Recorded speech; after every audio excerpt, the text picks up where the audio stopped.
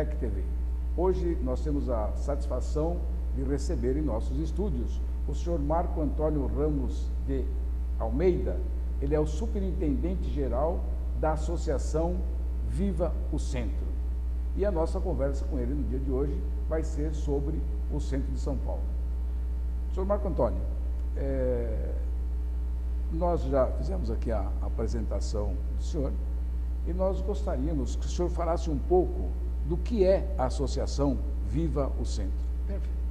A Associação Viva o Centro é uma entidade sem fins lucrativos, né, uma ONG, que foi fundada há 24 anos atrás, em outubro de 1991, e cujo único objetivo é incentivar a recuperação e a requalificação do centro de São Paulo.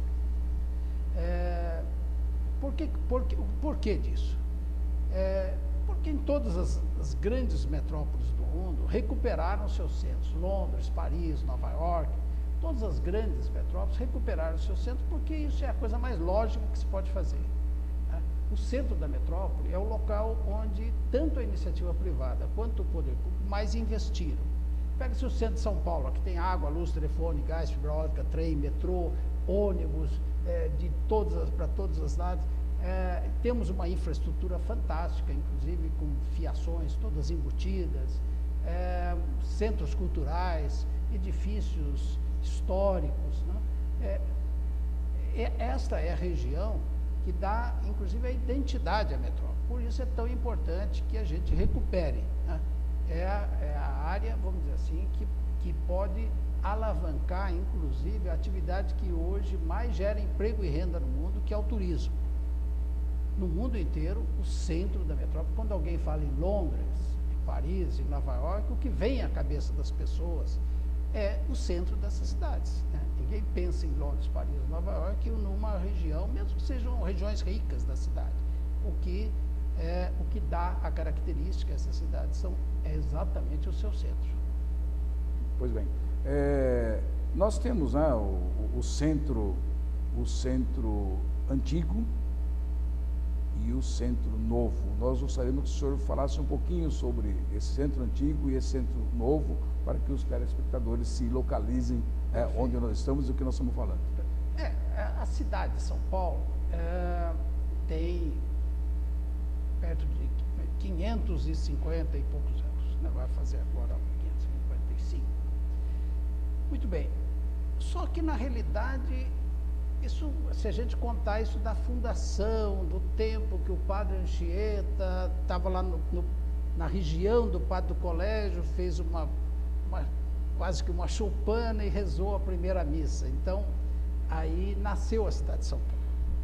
Porém, se nós pensarmos que há 200 anos atrás, em 1810, nós temos um mapa da cidade que exatamente era o centro velho, o centro antigo. E a população da cidade era perto de 5 mil pessoas. Ou seja, há 200 anos, né, nós tínhamos ali o que era São Paulo. Era o chamado triângulo histórico, que vai da Sé, São Bento, São Francisco.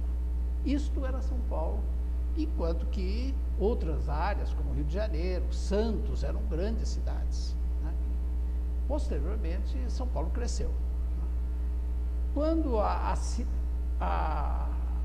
aquela área do triângulo se tornou pequena demais, né, então se construiu o primeiro viaduto do Chá, que foi uma estrutura metálica, madeira, etc., que fez a ligação, vamos dizer, porque o Vale do Engabaú era um obstáculo. Quer dizer, era lá embaixo de um rio, né, e plantação de chá, tanto que daí veio o nome do viaduto do Chá, porque lá embaixo era um chá, plantava-se chá também. E quando se fez, então, esse viaduto, se ganhou o lado de cá, e aqui ficou sendo conhecido como Centro Novo, né? Então, tanto que o arruamento desta área é um arruamento mais retilíneo, né?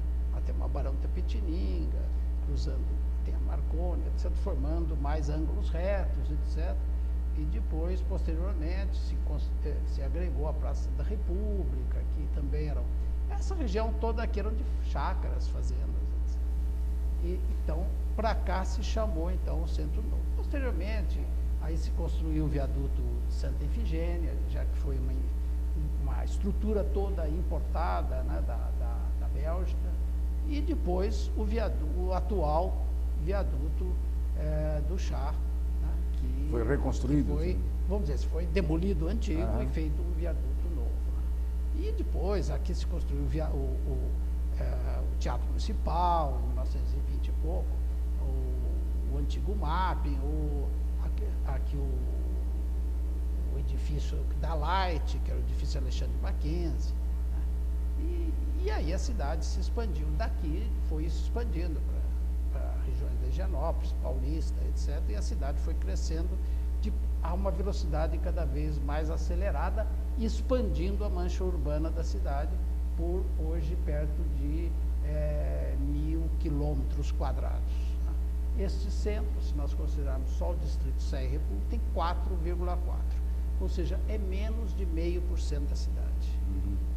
Mas ainda hoje ele mantém uma característica de ser um grande atrator de pessoas.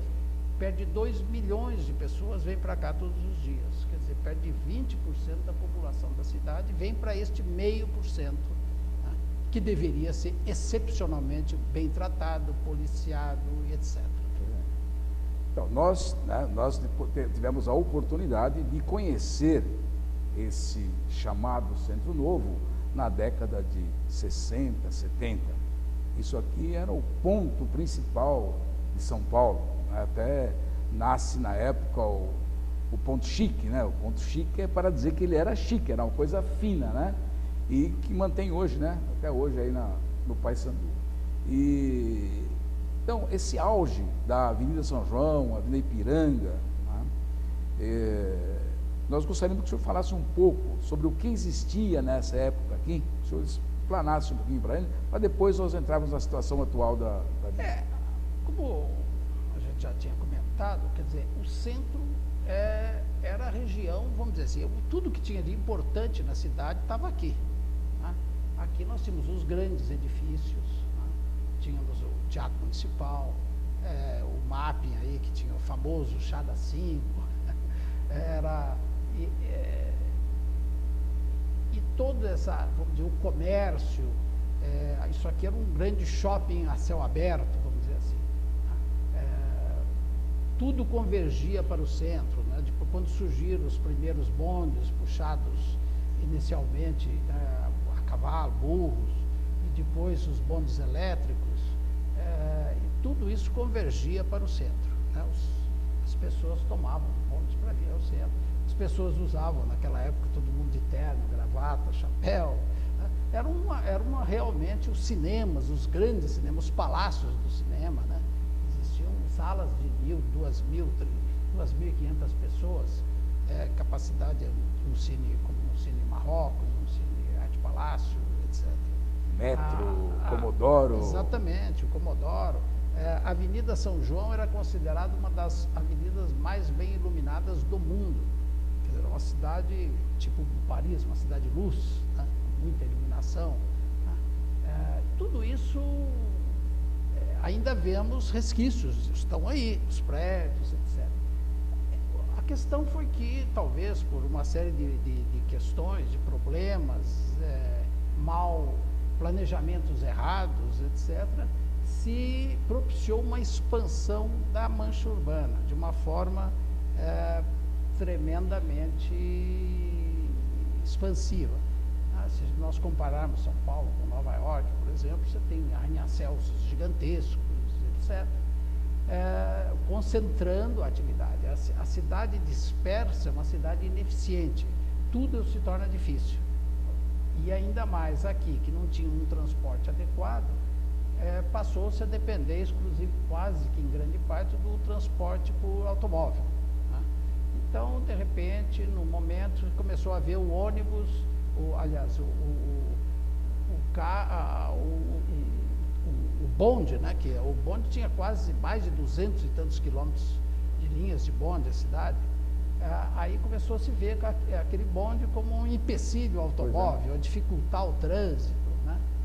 Por quê? Porque a cidade se expandiu demais, né? E ele não dava conta.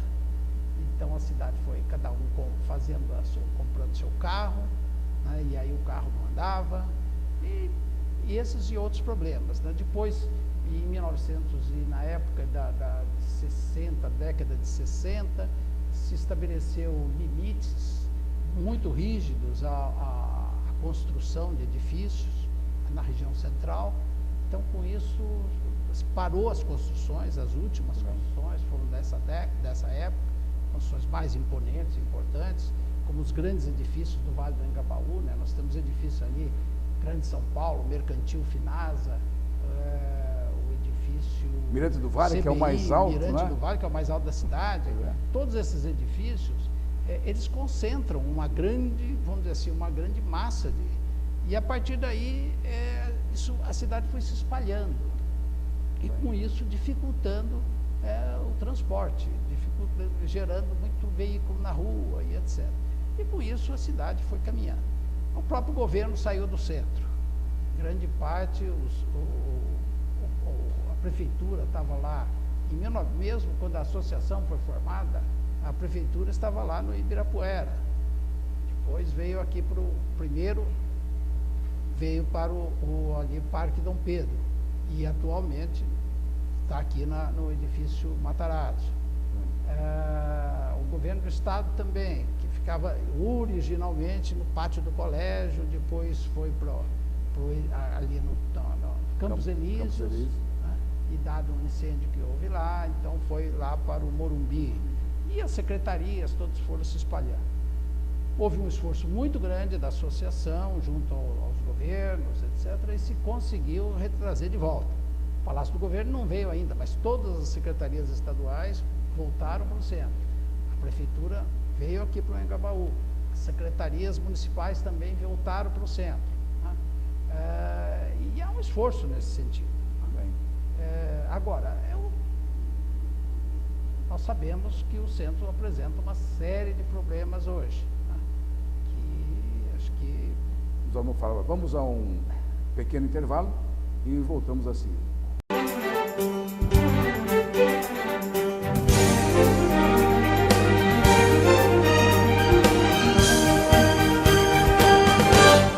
Continuamos com o nosso programa e com a entrevista do senhor Marco Antônio Ramos de Almeida, que é o superintendente-geral da Associação Viva o Centro.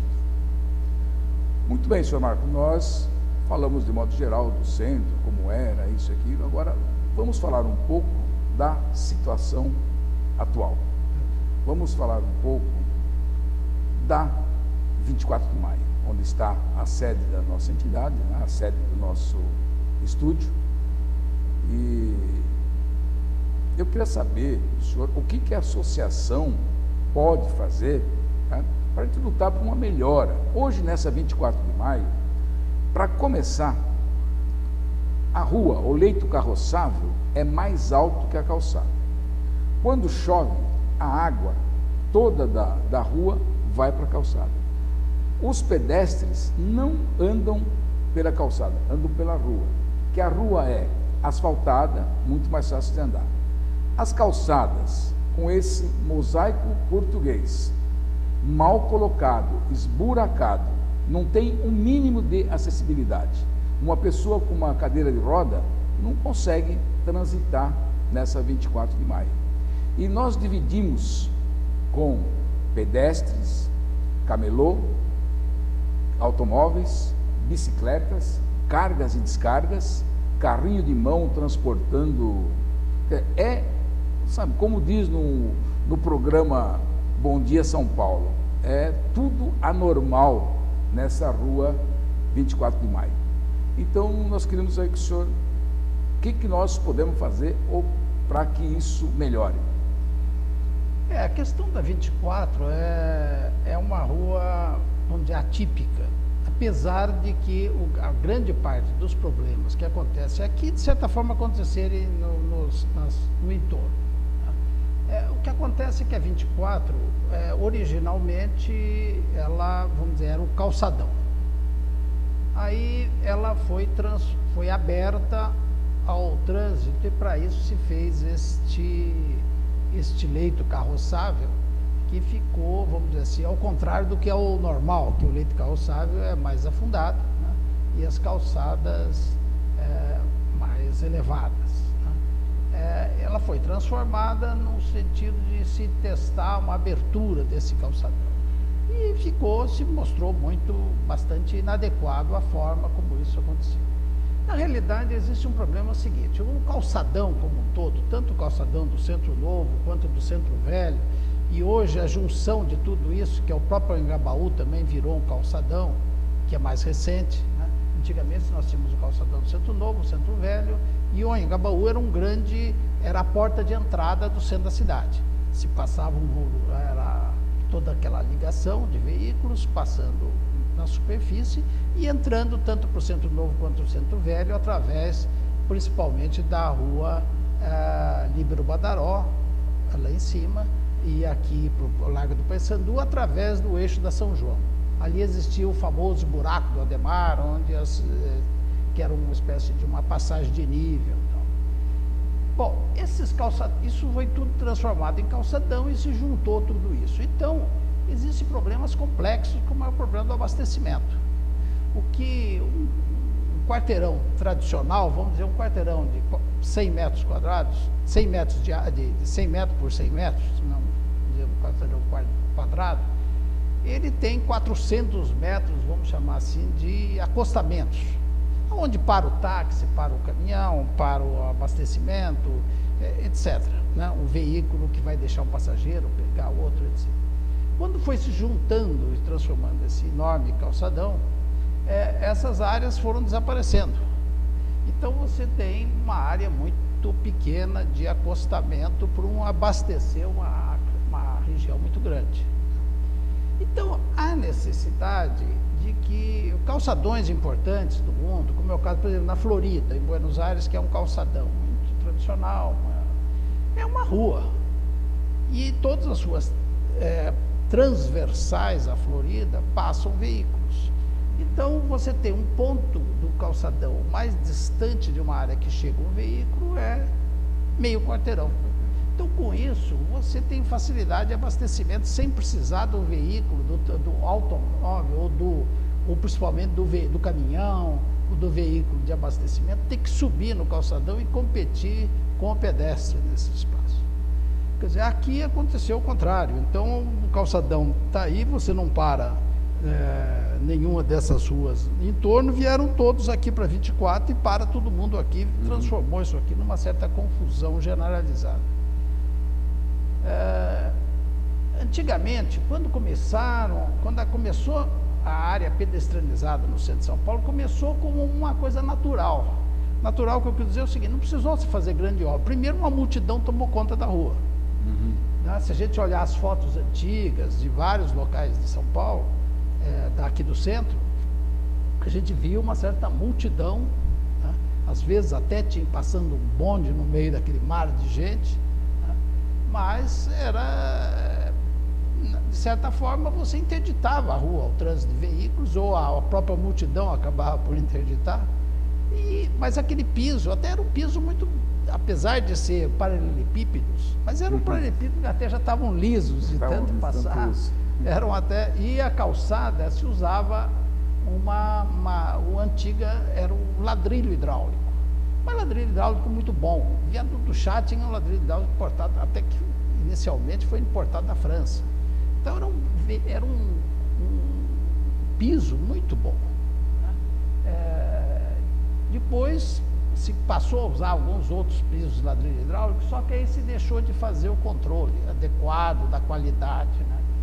Não se seguiram mais as normas técnicas, etc., e ficou um piso que está se desgastando rapidamente. Muitas vezes as pessoas perguntam: que piso que é o piso bom? Né? O piso bom é aquele que a pessoa passou, se você perguntar: e aí, o que você achou da calçada?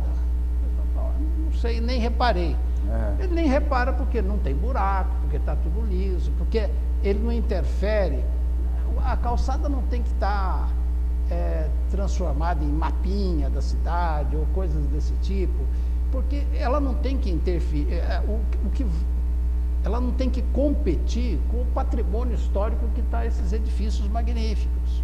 Então as pessoas têm que olhar para cima, não é ficar olhando para o chão para ver se ele não está pisando em algum buraco, ou vai tropeçar, ou se chover aquilo vira uma lagoa, e é uma coisa de louco. Então eu acho que a questão do calçadão é uma questão um pouco mais complexa, ela tem que ser entendida de uma forma mais integrada dos serviços públicos. Eu acho que o centro, por essa enorme concentração, 0,5% que recebe 20% da população, por conseguinte recebe também, tem que ter abastecimento, etc. O que acontece? Cada vez mais o poder público no Brasil, e isso vale para o poder público federal, estadual e municipal, e o municipal é o pior, por quê? Porque aqui que as coisas acontecem, né? Ninguém vive na república ou no governo, ou no estado, você vive na cidade, né? Então a cidade é onde as coisas de fato se tornam realidade. Então o que acontece? O nosso poder público é muito segmentado. Então uma secretaria não conversa com outra, né? Então a área de iluminação não está conversando com a área de limpeza, que não está conversando com a segurança pública. Isso acontece em diversos lugares. Em todo lugar. Tudo virou feudos, viraram feudos. Um contato uma com outra. Mas o senhor estava falando de calçadas, né? Qual seria a calçada ideal? Eu acho que o que fizeram na Dom José de Barros, nesse trecho, no meu ponto de vista, ficou muito bom. Tá? Ficou tudo asfaltado. E observamos em algumas cidades europeias que a calçada é asfalto. O asfalto é uma coisa fácil de trabalhar, se faz uma escavação com uma tubulação de água, esgoto, elétrica, telefônica, o que quer que seja, com o próprio asfalto faz-se uma emenda perfeita, e isso é bem rápido. Então eu acho que podia pegar a experiência de algumas dessas cidades europeias que fazem suas calçadas asfaltadas. É o caso, por exemplo, de Paris. Então tem muitas ruas aí que as calçadas são feitas com tipo de asfalto. Agora, o senhor não acha que falta também um pouco de fiscalização? Porque nessa 24 de maio acontece de tudo. Quer dizer, camelô de ponta a ponta. Eles impedem, inclusive, a passagem de automóvel. A gente está passando com o carro, tem que pedir licença para atravessar a rua entre os pedestres e os camelôs, né? Quando aparece uma polícia, alguém avisa lá na ponta e é uma correria, até se bate um com outro, se trombam aí com pedestre e tal, para fugir dessa...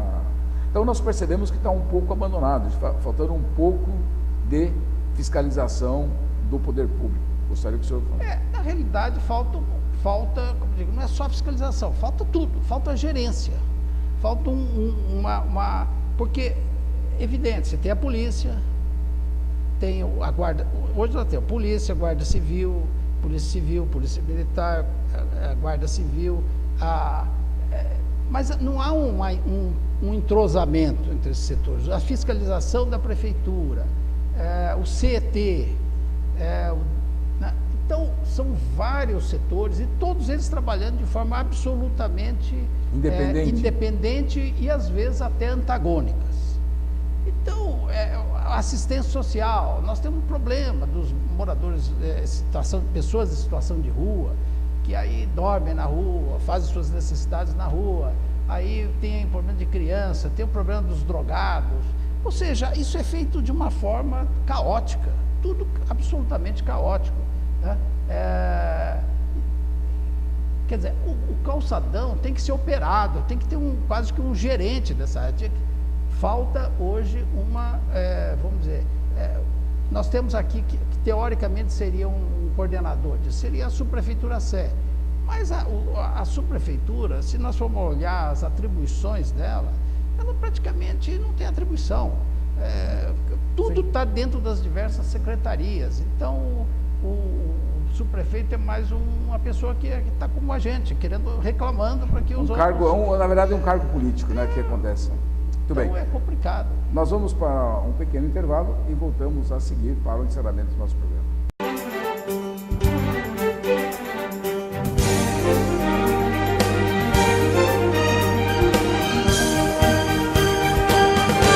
Retornamos ao nosso programa, a entrevista com o Sr. Marco Antônio Ramos de Almeida, que é o superintendente-geral da Associação Viva o Centro. Sr. Marco Antônio, nós estamos caminhando para o final do nosso programa e nós falamos aqui das precariedades, né, da 24 de maio, e também isso se estende um pouco ou bastante para São João, principalmente nessa área aqui, na Ipiranga, que são as áreas abandonadas pelo poder público. E é um ponto turístico. As pessoas tiram fotografia da Ipiranga com a São João, né? E ali, nessa região, a única coisa decente que tem é o Bar Brahma, né? E então, gostaria que o senhor fizesse essas observações aí no... A cidade, se nós olharmos o centro da cidade, ele tem prédios belíssimos, né? Tem uma infraestrutura que o restante da cidade não tem, né? Se nós olharmos, isso foi feito com uma época em que realmente se valorizava esse aspecto, né? Então é muito importante que se retome isso, né? Eu sempre faço uma certa comparação até com, vamos pensar num computador, né? Nós temos aqui um hardware, nós temos a máquina, isso está pronto. O que nós precisamos é de um programa, de um software que gire bem nessa máquina, né? Nós precisamos fazê-la funcionar adequadamente, e para isso nós precisamos de regras de convivência. As pessoas não podem fazer o que querem, de qualquer jeito, precisa ter fiscalização, precisa ter regras de convivência. A Associação Viva o Centro, ela está procurando articular toda essa comunidade do centro. Ela trabalha com 2 grandes programas hoje. Um é a Aliança pelo Centro Histórico, que funciona no centro antigo e que tem um trabalho de zeladoria, vamos dizer. O que nós temos lá são pessoas até uniformizadas, que circulam pelas ruas e que funcionam como, vamos dizer assim, cidadão profissional. Ele vai e faz todo tipo de anotações, verificações, passa ao poder público e a gente cobra isso de uma forma mais sistematizada.